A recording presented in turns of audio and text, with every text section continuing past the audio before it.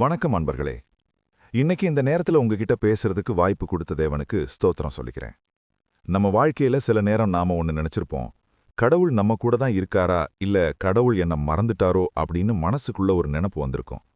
நீங்க கூட அப்படி நினைச்சிருக்கலாம். எத்தனை பிரார்த்தனை பண்ணாலும் பதில் வரல, எத்தனை கஷ்டம் வந்தாலும் அதுக்குன்னு ஒரு முடிவு தெரியல. ஆனா நான் உங்களுக்கு சொல்ல வர்ற ஒரு உண்மை என்ன தெரியுமா? நம்ம தேவன் நம்மள மறந்ததே இல்ல. பைபிள் சொல்லுது, ஒரு தாய் தன் குழந்தைய மறந்தாலும் நான் உன்னை மறக்க மாட்டேன்னு. பாருங்களேன், நாம படிச்சிருக்கோம், பைபிள்ல நம்ம தேவனை பத்தி எழுதியிருக்கு. அதுல பல பேர் எப்படியெல்லாம் ஆண்டவரை தேடினாங்க, என்னென்ன ஆசீர்வாதம்லாம் பெற்றாங்கன்னு படிச்சு தெரிஞ்சு இப்ப நாம அதை ஃபாலோ பண்ணி ஆண்டவரை வணங்குகிறோம். ஆனா அந்த காலத்துல எப்படி ஆண்டவரை தெரிஞ்சிருப்பாங்க? என்ன வழிமுறையை ஃபாலோ பண்ணி ஆண்டவரை வணங்கியிருப்பாங்க? அதை நீங்க எப்போவாது திங்க் பண்ணியிருப்பீங்களா? அந்த நாள்கள்ல அவங்க ஃபாலோ பண்ணது ஒண்ணுதாங்க. அது ஆண்டவர் மேல இருந்த நம்பிக்கை, விசுவாசம், உண்மை, ஒழுக்கம்.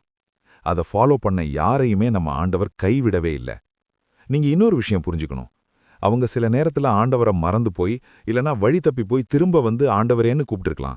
ஆனா அப்பவும் அவர் அவங்களுக்கு திரும்ப ஒரு வாய்ப்பு கொடுத்தார். அவங்களுக்கு பதிலும் கொடுத்தார். இதிலிருந்து என்ன தெரியுது? அவர் நம்மளை எப்பவும் மறக்க மாட்டார். அதாவது, உலகமே நம்மளை விட்டுட்டாலும், நம்ம நண்பர்கள் நம்மளை புரிஞ்சுக்கலன்னாலும், நம்ம தேவன் மட்டும் ஒரு நாளும் கைவிட மாட்டார். நீங்க இப்ப கஷ்டத்துல இருக்கீங்களா?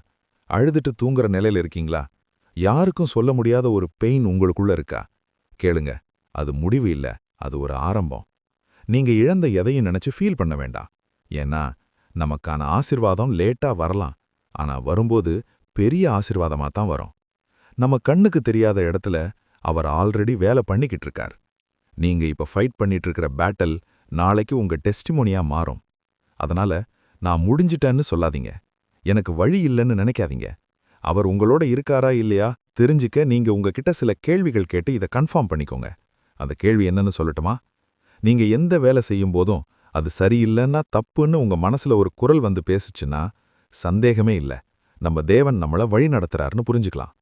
சோ, என்னோட தேவன் என்னோட இருக்கார், நான் கலங்க மாட்டேன்னு உறுதியா சொல்லுங்க. நம்பிக்கை விடாதீங்க, ஜெபம் நிறுத்தாதீங்க, அவர் மேல இருக்கிற விசுவாசத்தை கைவிடாதீங்க. ஏன்னா உங்க ஸ்டோரி இன்னும் முடிஞ்சிடல, அது இப்பதான் ஆரம்பிக்குது. அவரை நம்பினோர் ஒருபோதும் வீழ்ந்து போவதில்லை. இதுவரை பொறுமையா நான் பேசினதை கேட்ட எல்லாருக்கும் நன்றி. தேவன் உங்களை ஆசிர்வதிப்பாராக. ஆமேன்.